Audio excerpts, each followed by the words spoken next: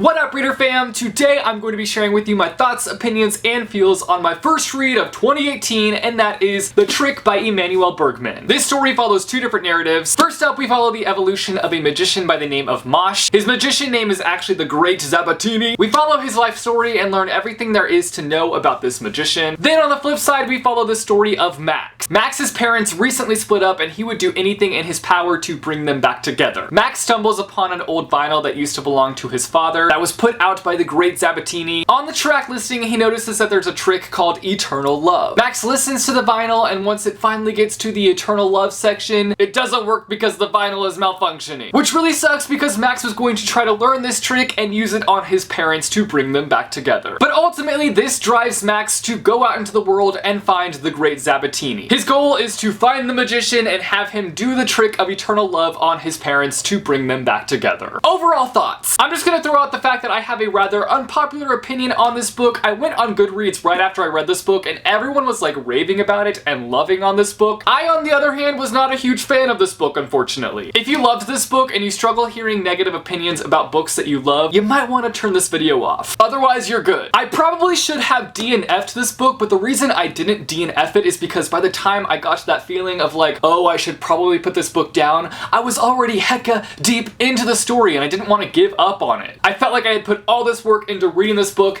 that it would have been a waste if I just gave up on it. So I stuck to my guns and I kept reading. I did end up enjoying certain elements within this story, and I really liked how the story came to a close, but the negatives outweighed the positives in my opinion. The writing style was nice. It wasn't anything spectacular, but it was decent. I enjoyed it. Good enough for me to mark a few passages because they had me all hard eyes. My issues really lied in the pacing. There were moments when I was reading this where I felt like things could have been tightened up or things could have even been chopped out of the story. A lot of the times I can be a very get to the point reader, which can just lead me to being Mr. Nitpicky when it comes to stuff like that. Something that did sweep me away onto a magical carpet ride was the historical elements in the story. Zabatini's life story takes place during World War II, and he himself is a Jew, but early on in his career he kind of claimed a new identity. But he is discovered as a Jew, and then he must endure everything that comes with being a Jew during that time period. And I honestly wanted more of what he endured to shine through towards the end of the book, because we're only on the edge of learning more about that time before we're kind of brought into the present day. There were also definitely some really nice surprising moments throughout this story. One of them almost had me falling off a chair, and the other one had me doing the whole jaw-dropping thing. I really liked the interchanging storylines, and it didn't feel choppy at all. It was actually kind of a nice balance because I felt like at times Zabatini's story was either really dark and heavy when it came to the content material, or it just dragged until it couldn't drag no more. And weirdly, Max's section brought in lightness to the story, which I kind of thought it wasn't going to be the case because Max is obviously dealing with his parents' divorce. So I thought that was going to bring some kind of darkness into the story, but it was actually kind of more on the light side. It was more hopeful than anything. The progression of the story was pretty neat because in present day we see Zabatini and he's kind of a grouch. And at times I was just like, can you chill? Stop being the Grinch. And while you're getting that side of him, you're also seeing his life story and seeing what led him to that point. I think a lot of my issues actually lied with the characters with this story. They're all unlikable characters, and it's not that I can't handle unlikable characters. It's just it felt like a lot of them didn't have redeemable qualities, and they're all pretty problematic. Specifically, like a lot of physical abuse takes place, and there's one instance where a character has a homophobic thought. And it's fine if those elements are brought into a story, but I'd like it if the characters corrected their behaviors or learned from the things that they did, but it didn't feel like they had much growth. Overall, I would give this book like a 2.5 out of 5 stars, so like a D. It's definitely not the worst book I've ever read, but it's also not hitting my favorite books of the year list, that's for sure. You guys should let me know down below in the comments if you have read this book and what you thought of it, or if you plan to pick this book up.